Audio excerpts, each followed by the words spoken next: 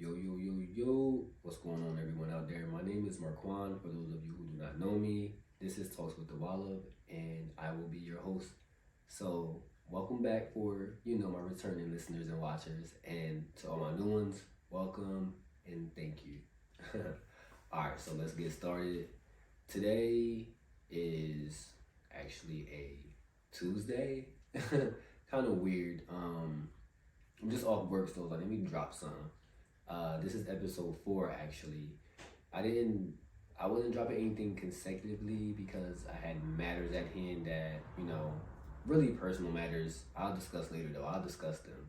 But that's why it took me a while to drop episode 3 even. I recorded it 2 weeks prior to me even dropping it. But I was in the right mind state at the time. And we here, it's up there, it's available. And I guess I can piggyback off of that. So, if you have not seen my last 2 episodes, which was Nighttime and Keem Smiles, they both were artists. Episode 2 was with my childhood best friend, Nighttime, or Dwayne, and we went over a lot of different matters on there.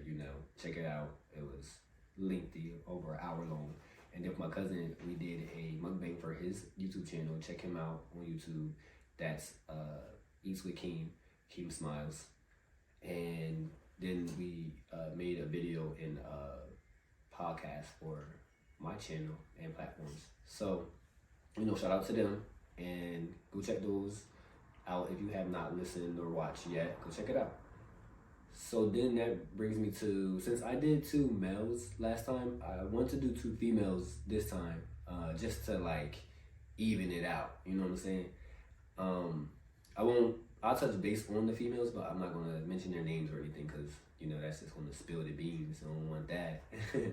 All right, the first female, she is a dear friend to me.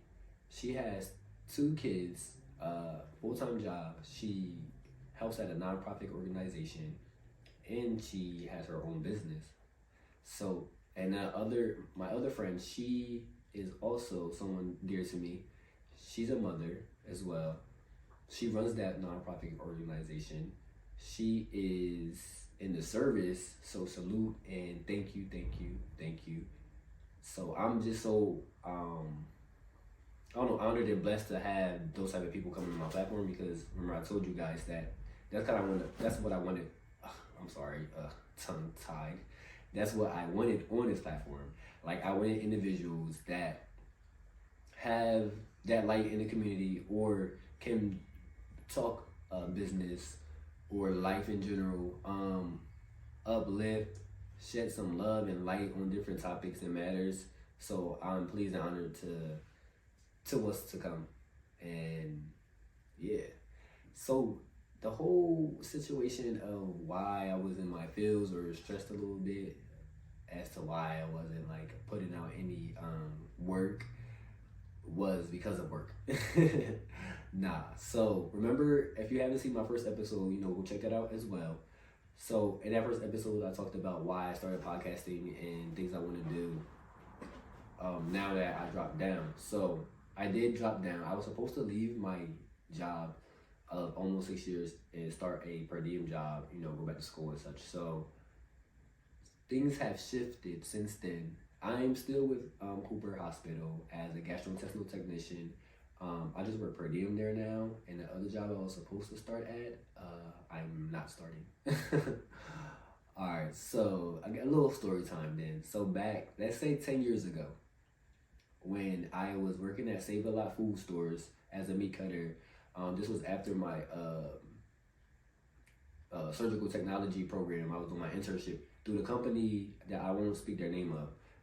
Through the company that I was, I had got a job within, or thought I had a job within. I did my internship with them, and I seen that they had a job opening for a transporter. So, I'm like, all right, let me get my foot in the door. So once it's time, I can, get up in there easy.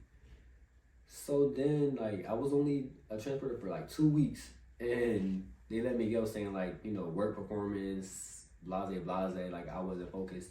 So like I said, it was just a job to get my foot in the door. So I wasn't focused much. probably as I should have been. And plus, I was balancing 2 other jobs. The internship was a job itself. I just wasn't getting paid for it, so that was like free labor. Yeah. So fast forward to today, this same company or whatever, the recruiter, I get my offer letter and everything to her. I'm hitting her up, telling like, finalizing everything, and she says, "Well, I have to talk to you anyway." I'm like, "Okay." I give her a call, and she tells me that my application or my offer letter has to be rescinded. Like, excuse me, like what? You gave me. So she's saying that my name came up in the system as no rehire.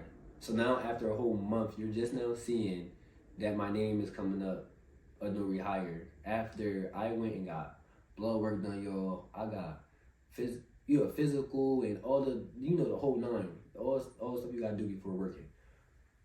Everything was good, and then y'all saying now that it comes back after 10 years. So I'm asking her who can I talk to, and she's like, "Well, I'm the person, I'm the recruiter or whatever." Even though the manager reached out to the recruiter to pull my application to get a job there, because of people within telling her like, bring me on. And I don't know, like a lot of people were saying like I should have fought it, like then why you didn't fight that? And it's like it wasn't nothing to fight really for me, because it was like that wasn't like really a stepping stone or nothing. It just was like convenient for me now, because I was saying like I wanted to go back to school and stuff. Like this job was closer. It was right by campus. It was not much more pay, but it just was closer because I traveled for work. So that was the biggest thing. But I was only going to work there per diem. So it wasn't much. It wasn't like I was making a whole career change and I was so excited, like, oh my God, So I like didn't really fight much, because at this point, like, now you're messing with my mental. Like I'm stressed out and stuff. Like I'm gonna keep fighting, and then it's like my pride already damaged. Like I'm not. So I just let it go. Everything happens for a reason. I'm here. Like I'm gonna be back better than ever. Like they missed out on a good one.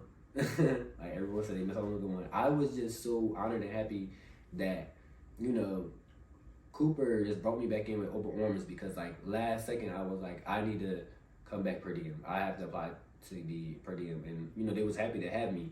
And that's why I always say, like, you never know what's gonna happen out there, so don't burn your bridges with like these jobs and companies. Like, I mean, if it's like a situation where like you're not gonna come back from it with the company, and that's that.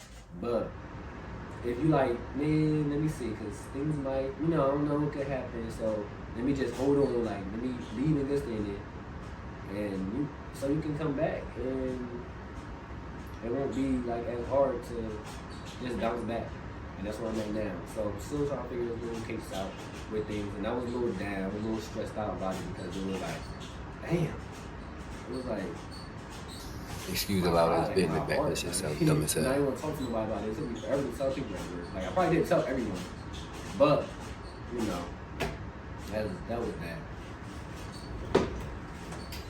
So we here now, and I just kind of wanted to go over basically just that, like what I had going on with me, what's to come, and yeah, so I ain't gonna hold y'all. I ain't gonna do too much here. Let y'all go. So like always, like, share, comment, subscribe, all of that. Give me some feedback. Let me know, comment, and yeah, like always, thank you for listening, watching. Hope to hear from you soon. All right, peace out.